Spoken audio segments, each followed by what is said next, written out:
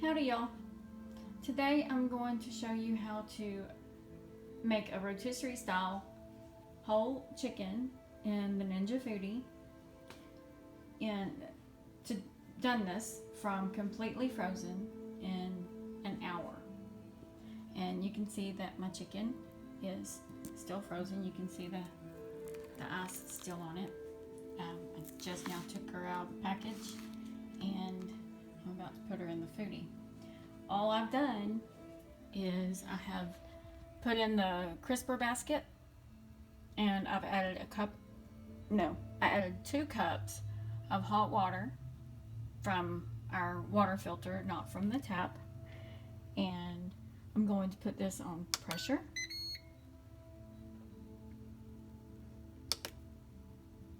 On high, and my time is going to be 40 minutes. And so I'm going to pressure cook the chicken for 40 minutes in the basket, and then whenever that 40 minutes is up, I'm going to release the pressure valve and I'm going to spray the chicken with some oil and season it, and I'm going to cook it on air crisp for 10 minutes. Then I'm going to turn it onto its other side and do the same thing. So I will be back after the 40 minutes is up. Alright y'all, I'm back. My Ninja has finished pressurizing and it's on the keep warm mode. As soon as I vent this, it's going to be really loud.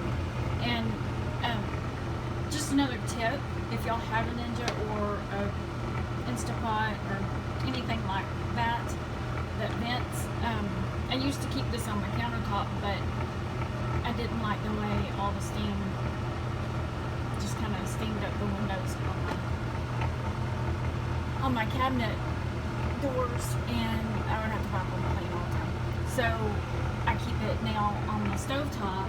Luckily I have a plug right beside it, but I keep it on the stovetop. That way whenever I vent it, it just goes right up straight through the hood and all is well. But I'm going to vent this. It's going to be loud and it's going to take a few minutes for it to come back down off of pressure to where I can open it. So I'm going to do that and I'll be back. Okay, I'm back. And just another safety tip. Anytime y'all vent your Ninja or your Instapot, make sure that you're wearing one of these silicone gloves to completely cover your hand, because to open it, all that steam comes out. It'll go right through a cotton kind of pot holder. So these work really well to keep your hands safe while you're venting your pot. So we got that open. The chicken there. Put a fork here so you can see. Yeah, that's pretty tender. That's completely done on the inside. I'm not going to tear it up too much because I want to keep that skin intact. Some people choose not to eat the skin. I'm not one of those people. I really like the skin. So what I'm going to do next, I'm going to need both of my hands for. I'm going to have to take out this, don't touch this, it's very hot. I'm going to have to take out my basket with the chicken in it so I can drain the liquid that's in the bottom. Let's see. Yes, because my next step is going to be to air crisp this thing for 10 minutes on one side. So I don't want that liquid that's on the bottom, but I'm going to pour that liquid out and save it for the bone broth that I'm going to be making from it later. So I'll be back again. Okay, here we are again. You can see, so I originally put in 2 cups of clear water into the pressure cooker with the chicken, and I ended up getting an additional 1 cup from the juice that came out of the chicken as it was cooking. So now I have emptied that juice. I've put my basket back in, and I'm going to spray this little guy really well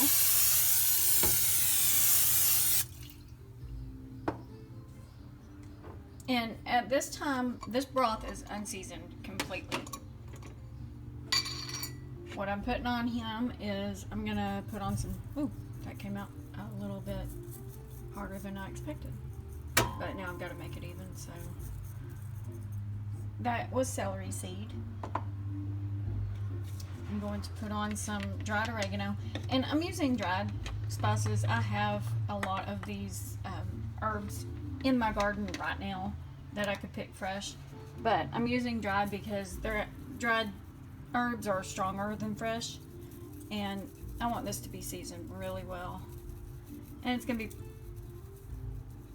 be cooked real well, so all those flavors will come out pretty good in this air crisper. That was oregano. Now I'm using garlic powder.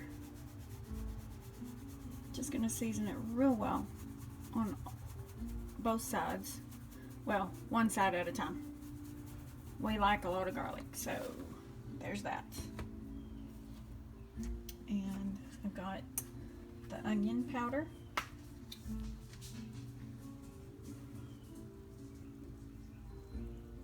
Well, maybe. I don't know why the onion powder just seems to get hard after a while. There's that. I'm going to spray it a little bit more on top of that. It's going to be a real nice juicy, juicy, yes, it's going to be juicy, but it's going to be a really crispy skin. And then some Himalayan pink sea salt.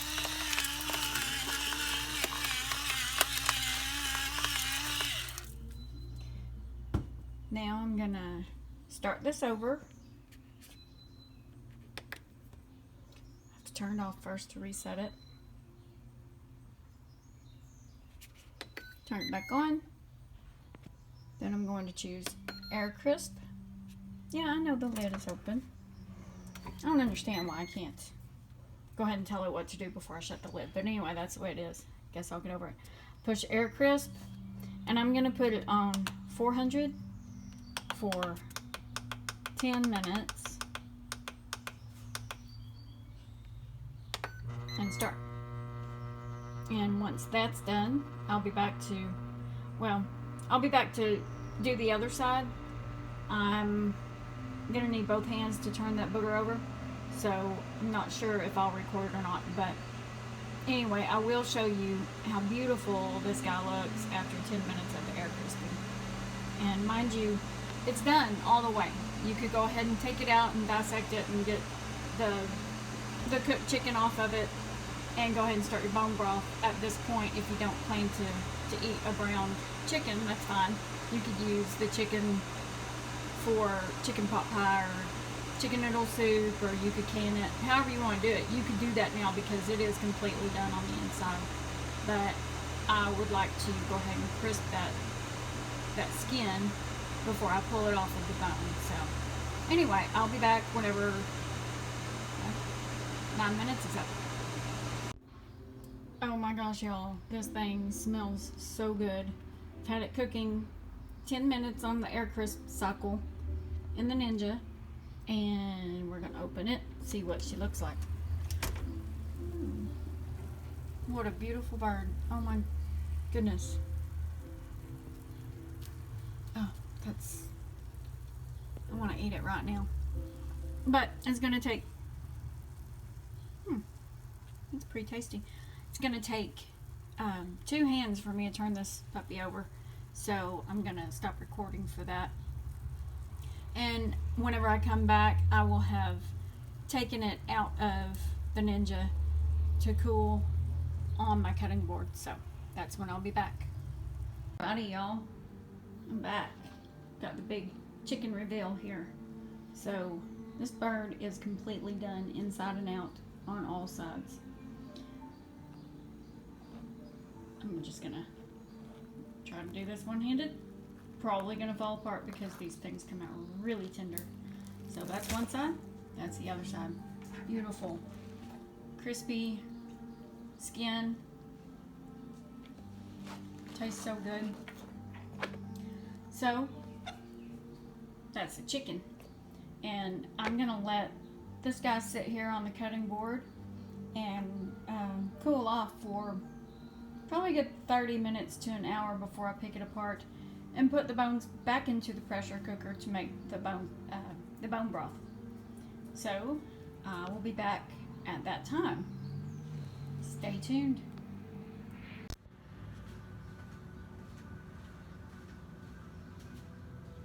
Hey y'all, I'm back. My rotisserie chicken is nice and cool now, so I'm going to dissect it. And in my Ninja pot, I'm going to put the bones, and I'm going to save the meat in an already labeled Ziploc bag that I have on my little zip seal stand to help me out.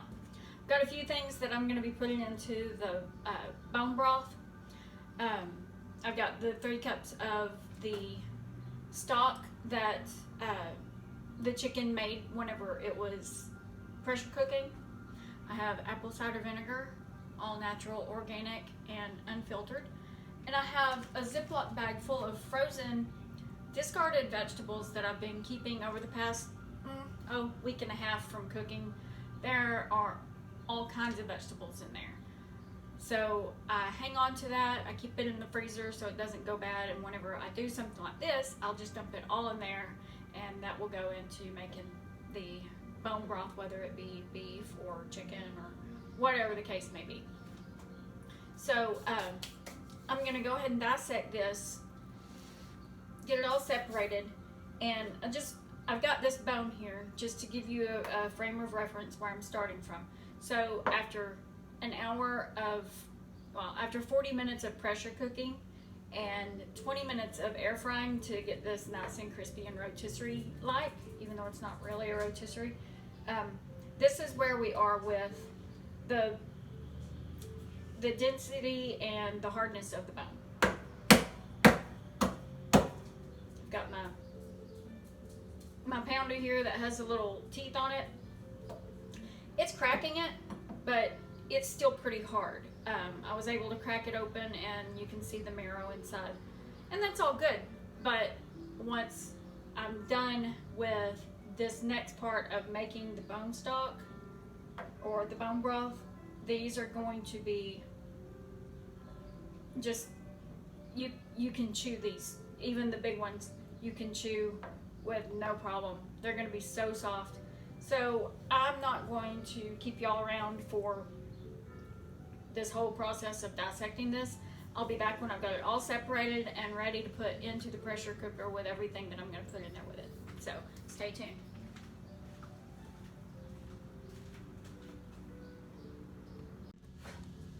Okay, so I'm back. I've dissected my chicken, and I just want to show y'all I've got every piece of bone and cartilage and gristle and everything that came off of the chicken in here other than the meat. However, I do like to use, I like to leave some meat on the bone just because I feel like it makes a richer bone broth. So what I'm doing now is I've got all the bones in my Ninja pot. I'm going to add back in the 3 cups of the broth that it already made. And I didn't clean out my pot after I cooked it. The last thing I did in this pot was to air crisp the chicken on both sides. So in the bottom of that pot, there's some yummy, salty, crispy bits that I typically would, just take my finger and eat off of the bottom of it because it's so tasty. But I'm going to go ahead and leave it in there. That way it can add more flavor to the broth. I also have, let's see, I have 2 cups of whey that I strained off of my yogurt that I made day before yesterday. So this is pure acidic whey. I'm going to add that to the mixture because that only adds even more nutrients to this broth. It's going to make it so good. And y'all know, the only reason I'm telling y'all how much is in there is because that is how much it is, but typically I don't measure anything, not for things like this. I got my pure apple cider vinegar, unfiltered, organic, with the mother. And I know that if my niece is watching this and my sister-in-law, they're probably gonna be laughing at that. It does have the mother. So about a 1/4 cup of that. And what that's gonna do is that's going to help to break down the hard bones in this broth. I'm not peeling this garlic. We like a lot of garlic.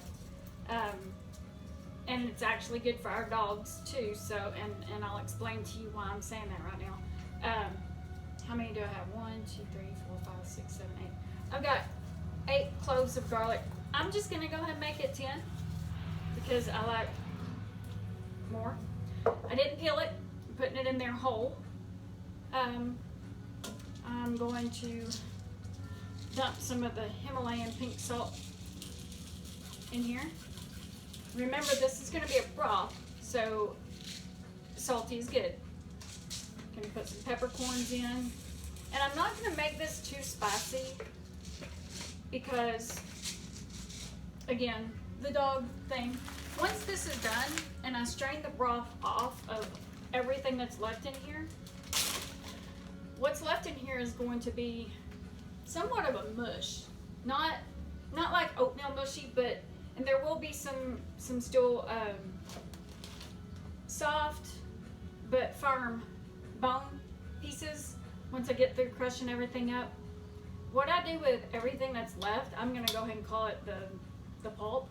What I do with that is I will then add that into my dog's food, and it is very nutritious for them, very good for them.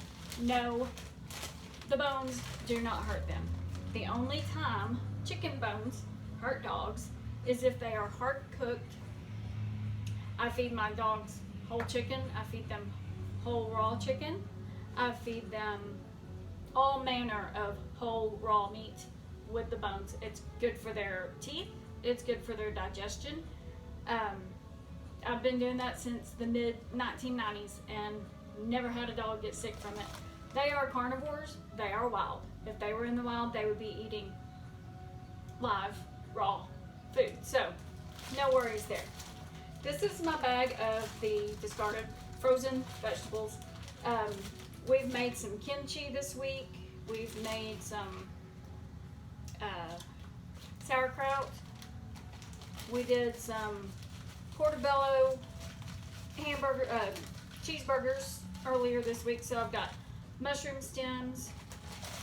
I've got the skin from several carrots. I've got the core from a few different cabbages. Let's see, what else have we got in here? Well, that's an apple. I'm gonna go ahead and leave it. Yep, that went into my sauerkraut. Got bell pepper cores. This is basically the stuff that you would typically throw away. Well, all of that stuff still has a lot of nutritional value in it. And I see some of the, dang, I'm gonna have to pick those out. Some of the jalapeno pieces that we've used this week got in here. I didn't mean for that to happen. Like I said, since I use the pulp to put in my dog's food, I've gotten to where I don't make this too spicy. The first time I made it, it was spicy and it was delicious, but we weren't the only ones eating it. Our dear pups had some of that, and they didn't tell me that it hurt them. I don't think that it hurt them, but you know, I'm just not going to take a chance. I don't want to upset their little tummies. I've got some stems and pieces from fresh herbs that I picked from the garden that I used earlier this week in various different recipes. I have no idea.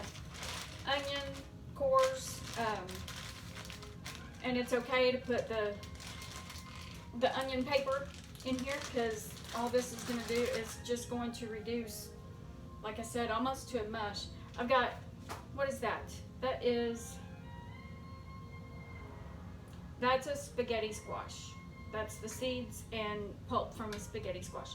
Anyway, so I've got this whole bad boy filled up with chicken parts and what would typically be considered trash from vegetables. I'm going to add,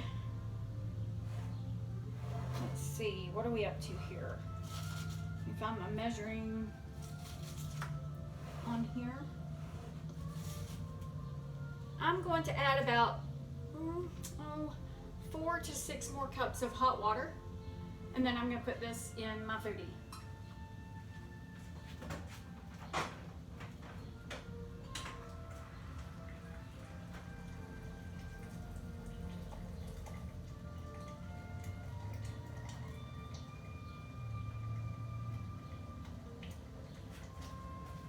Sorry for the delay, I'll be right back with you.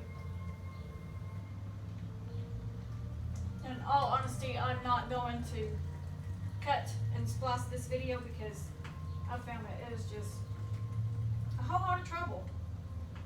So please be patient. I will be right back with you. Here we are. Okay, so I've got some very hot water. It's gonna pretty much defrost all those veggies right away. And this is clean, filtered water. I don't know, I feel like I should add some more salt.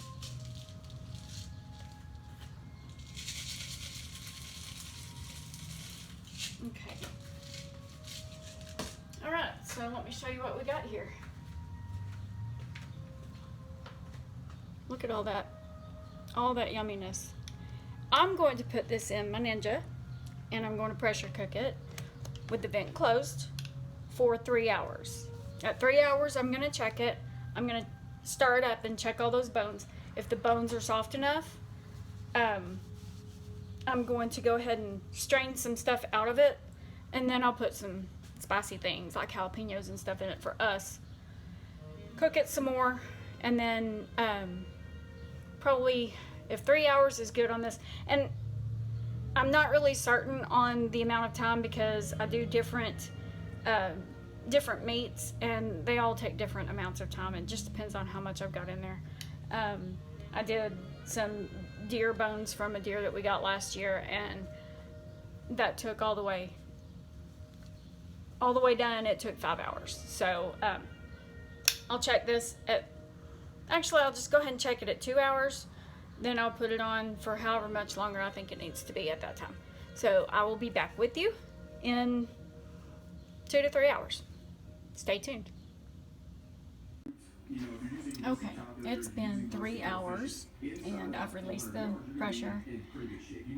For a 3-hour pressure cook, it takes a good 15 minutes for it to decompress. So anyway, this is what it looks like at this point. It's nice and dark. And I'm going to take a few things out of here and see what kind of consistency we've got, and I'll be right back. Okay, so I've taken some of the bones out of the stock and checking to see how soft they are, and I don't even need my little mallet. They just are so soft I can just pinch them in half. And so that's what I'm going to do at this point. I'm going to crush all of these and get that bone marrow out, and then I'm going to cook it for about another hour and put a few more spices in there. I'm going to put some turmeric and ginger and some jalapeno in there also. No, I'm going to leave the jalapeno out because I'm still going to use this for the dog's food, so I better leave that out. Anyway, I'll be back at that point. Okay, so I've pretty much crunched up all the bones into small bits and pieces to where the marrow could come out. The marrow is really tasty. But just to reassure some of y'all, since I've already told you that I use the pulp as dog food, none of these bones, even if I didn't crush these bones, they would be fine. But they have cooked so far beyond shards that it's not even funny. I can actually squish that with my hands. So I don't really care to see anyone's comments about how I shouldn't be feeding chicken bones to my dogs. So just so you know, just go ahead and skip beyond that. Thank you. Okay, so I've gotten all the bones and marrow back into the stock pot. I have chopped up some So, no, what is this? This is parsley and cilantro. It was on its way out. It's about to not be good anymore, so I figured I would use it. We got some ginger and some turmeric root. And let me tell you, I've never had turmeric raw. It's got an interesting flavor. It's really earthy and medicinal. It tastes like medicine, but it also is very good for an anti-inflammatory, as is all the garlic I put in there, as well as the ginger that's going in there too. And since this is going to be for us and our dogs, this is going to help our bones and joints as well as theirs. So I'm going to put this all back in there, stir it up, and let it pressurize for another hour. And after that, I'm going to take it all out and strain it and show you the end product.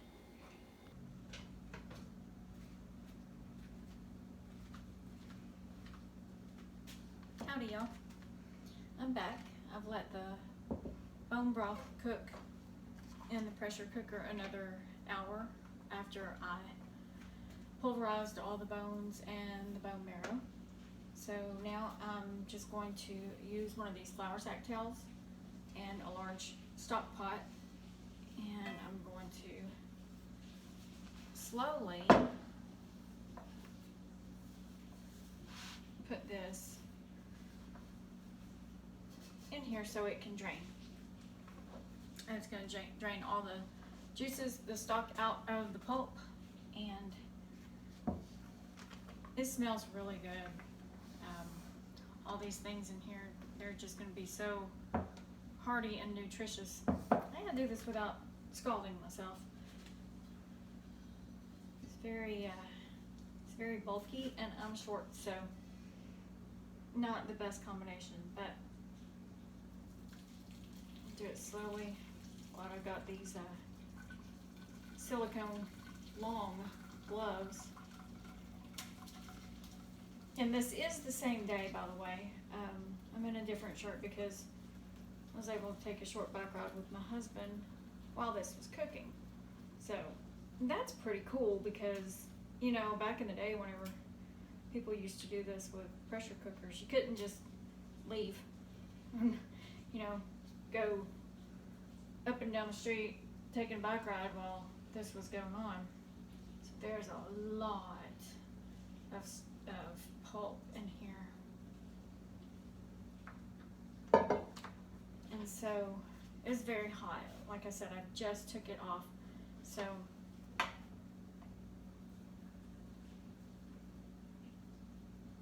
I'm just going to smush this down using my smusher. Just a slotted spoon. You could use any spoon you want. It doesn't matter. As long as you get all those juices out. And it's a beautiful, beautiful dark color that this broth has turned into. That may be full already. It's not draining, so I'm thinking that this is, yeah, this is already full. Oh wow, I got a lot of stock out of this one. That was only about, I don't know, maybe a 3-pound bird. I didn't even bother to look, to be quite honest with you. But I do know that the Ninja that I have, it's only a 6.5 quart. So I know that it won't hold a full 5-pound bird. So it was probably around 3.5 maybe. So that is all I do. And this is the darkest chicken broth I've ever seen. This is beautiful. This looks like beef broth, honestly. Once I get through draining it and straining it, I'll bring it over to the camera. I am making a mess. I expected that though. I always expect that.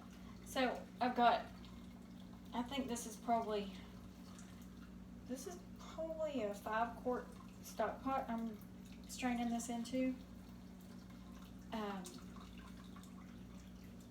And I've got at least 4 quarts here. And since I'm using this pulp for the dog's food, I'm just going to go ahead and leave some of the juices in it. What I'll do is I'll let that cool, and then I'll put it in a Ziploc bag to keep in the refrigerator. And since I'm still feeding my dogs a kibble diet, eventually I'll go back to feeding them an all raw diet, but since I am still doing that, I mix about 1/2 cup of this with each bowl of food, and they love it. Oh my gosh, they love it. They don't leave any in their bowls, and I've got some really picky eating dogs. So with that, I wish I had a clear spoon. I don't really know that there's such a thing, but I don't have one if there is. And let me just show you how dark this broth turned out to be. It looks like beef broth. Look how dark that is. That's just beautiful. And it smells really good. So, I've got the beef broth that I will be putting into pint-sized jars. I've got the chicken that, I don't know, I'll probably do something like spaghetti squash bowls with the chicken.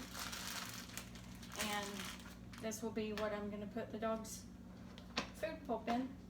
So, it was a long process, but it's definitely worth it whenever you think of all the nutritional benefits from bone broth. And if you have any questions, just leave them in the comments.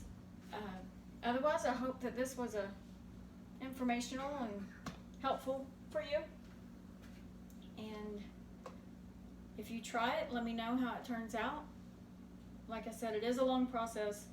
Just the secret is keeping everything in the freezer in a bag until you need it, and then putting it all together. And it's probably never ever going to taste the same every time you do it, but it is a very rich and hearty broth that you can use for soups and stews. You can use it as a base instead of using water for cooking rice or quinoa. You can use this and have all the added nutrients of that as well.